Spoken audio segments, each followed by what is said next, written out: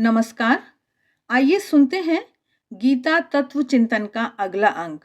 जैसा कि आप सभी को विदित है, स्वामी आत्मानंद जी के प्रवचनों पर आधारित यह श्रृंखला हम क्रमबद्ध रूप से प्रस्तुत कर रहे हैं।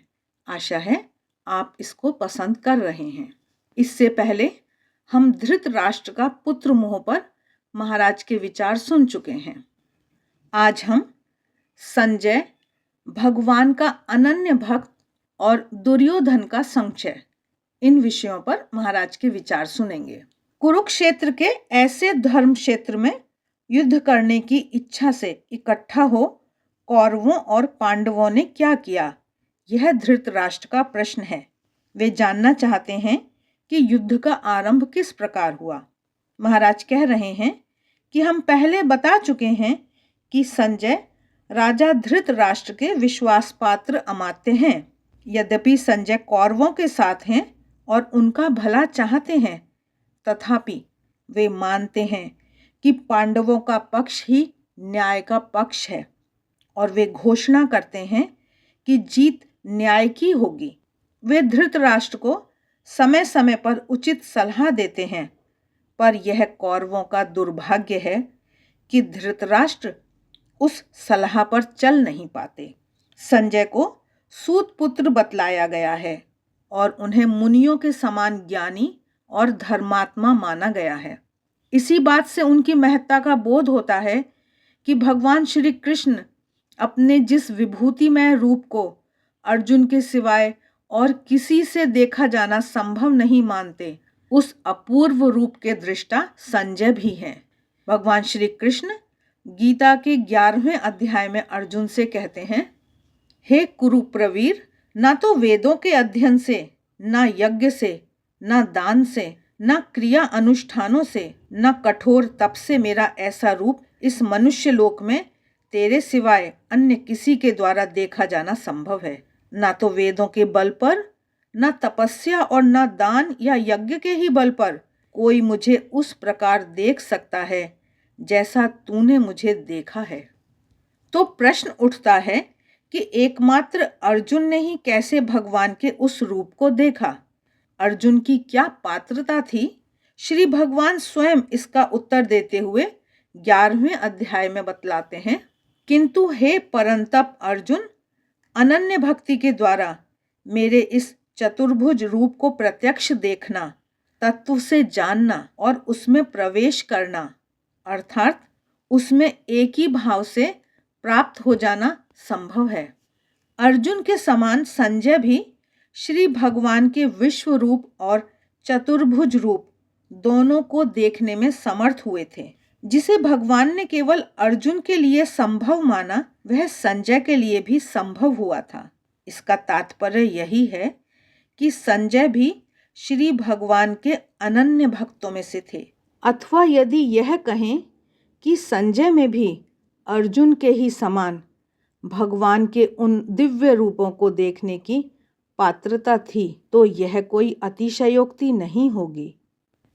आगे महाराज दुर्योधन का संशय, इस विषय पर अपने विचार प्रस्तुत करते हुए कह रहे हैं कि धृतराष्ट्र के उस प्रकार प्रश्न करने पर गीता के प्रथम अध्याय के 2 श्लोक में संजय बोला, संजय उवाच दृष्ट्वा तु पांडवानीकं व्यूढ़ं दुर्योधनस्तदा आचार्यमुपसंगम्य राजा वचनमब्रवीत। अर्थात किंतु तब पांडवों की सेना को व्यूहबद्ध देखकर राजा दुर्योधन आचार्य द्रोण के पास जा ऐसे वचन बोले। यहाँ तू शब्द से दुर्योधन के मन में भय का उदय सूचित होता है। संजय का भाव यह है कि कौरवों की विशाल सेना को देखकर पांडवों के मन में किसी प्रकार की हलचल नहीं हुई, पर दुर्योधन पांडवों का सैन्य देख विचलित हो जाता है। पांडवों की सेना व्यूह में खड़ी थी। इससे सूचित होता है कि पांडवों की ओर भी व्यूह रचना के धुरंधर जानकार योद्धा हैं।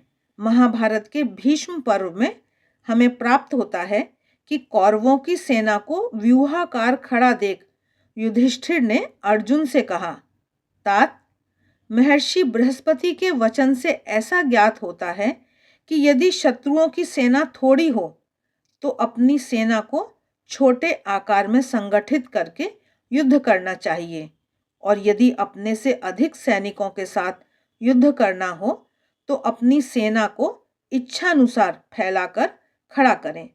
थोड़े से सैनिकों से बहुतों के साथ युद्ध करने के लिए सूचीमुख नामक व्यूह उपयोगी हो सकता है। युधिष्ठिर के ऐसा कहने पर अर्जुन ने अपनी सेना को दुर्जय वज्र व्यूह में खड़ा किया था। तो दुर्योधन के भय का अधिक कारण पांडवों की सेना की व्यूहबद्धता ही है। दुर्योधन के लिए राजा शब्द का प्रयोग किया गया है। इसका तात्पर्य यह दिखता है कि वह राजा की ही हैसियत से द्रोणाचार्य के पास गया। उसमें पूरी तरह राजापन का अभिमान भरा हुआ है। जब वह राजा है तो आचार्य को अपने पास बुलवा भी सकता है, पर वह राजा होकर भी स्वयं आचार्य द्रोण के पास जाता है। इससे उसकी राजनीतिक कुशलता लक्षित होती है। वैसे कौरवों के सेनापति तो भीष्म पितामह हैं, अतः उचित यह था कि दुर्योधन पहले उन्हीं के पास जाता, पर आचार्य द्रोण के पास पहले जाकर वह उनके प्रति अपना आदर दिखाना चाहता है और यह ध्वनित करना चाहता है कि आप ही हमारे लिए अधिक महत्व के हैं। दुर्योधन के मन में भीष्म पितामह के लिए अधिक शंका नहीं थी। वह जानता था कि उनके लिए कौरव और पांडव दोनों समान हैं, इसलिए एक बार जब युद्ध में कौरवों के सेनापति बनने को तैयार हो गए हैं तो किसी प्रकार से धोखा नहीं देंगे। पर दुर्योधन द्रोणाचार्य के संबंध में उतना आश्वस्त नहीं है, क्योंकि वह जानता है कि आचार्य द्रोण अर्जुन से सबसे अधिक स्नेह करते हैं। इसलिए उसके मन के किसी कोने में यह अज्ञात शंका भरी हुई है कि द्रोणाचार्य कहीं पांडवों की तरफ न चले जाएं। उसकी यह आशंका कई बार परिलक्षित हो जाती है। जब वह महाराज धृतराष्ट्र को पांडवों को वारणावत भेज देने की सलाह दे रहा था तो कहता है, पिताजी, भीष्म तो सदा ही मध्यस्थ हैं। द्रोण पुत्र अश्वत्थामा मेरे पक्ष में है। द्रोणाचार्य भी उधर ही रहेंगे जिधर उनका पुत्र होगा, इसमें तनिक भी संशय नहीं। दुर्योधन के इस कथन से उसका संशय ही स्पष्ट हो रहा है। एक ओर वह कहता तो है कि द्रोणाचार्य भी मेरी तरफ ही रहेंगे, इसमें संदेह नहीं है, पर भीतर ही भीतर वह खूब समझता है कि आचार्य द्रोण का अधिक स्नेह पांडवों के प्रति है। दुर्योधन यह भी जानता है कि यदि वह अश्वत्थामा को अपने वश में कर ले तो बरबस द्रोणाचार्य उसी का पक्ष लेंगे, क्योंकि अपने प्यारे पुत्र का विरोध तो वे करेंगे नहीं। इसीलिए दुर्योधन तरह तरह से अश्वत्थामा का सत्कार कर उसे अपने पक्ष में कर लेता है। यही उसकी राजनीतिक चतुरता है। वह आचार्य द्रोण के पास आकर वचन बोला। बोला कहने से ही अभिप्राय ध्वनित हो जाता, तब वचन बोला ऐसा कहना कोई विशेष अर्थ नहीं रखता। जब बोला जाता है तो वचन ही बोला जाता है। इसलिए वचन शब्द का विशेष रूप से प्रयोग करने का तात्पर्य यह दिखाई देता है कि दुर्योधन के पास वस्तुतः आचार्य द्रोण से बोलने को कुछ था ही नहीं। वह यूं ही कहने के लिए कुछ कहता है। आचार्य द्रोण के पास उसका सबसे पहले जाना, जैसा हमने कहा, एक राजनीतिक चाल है। जब द्रोण के पास जा ही रहा है तो उनसे कुछ बोलना भी होगा, पर उसके पास कोई खास बात कहने के लायक नहीं है। इसीलिए कहा गया कि वह आचार्य के पास जाकर ऐसे वचन बोला। आशा है आज का यह अंक आपको अच्छा लगा होगा। देवाक्षर को सब्सक्राइब करें, मित्रों के साथ शेयर करें। मिलते हैं फिर किसी और वीडियो में। तब तक देखते रहिए देवाक्षर। आप सभी का बहुत बहुत धन्यवाद।